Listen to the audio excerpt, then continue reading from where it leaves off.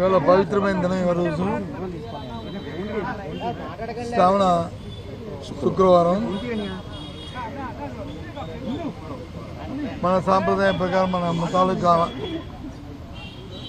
మన రాష్ట్రంలో ఉన్న అందరు మహిళలు కూడా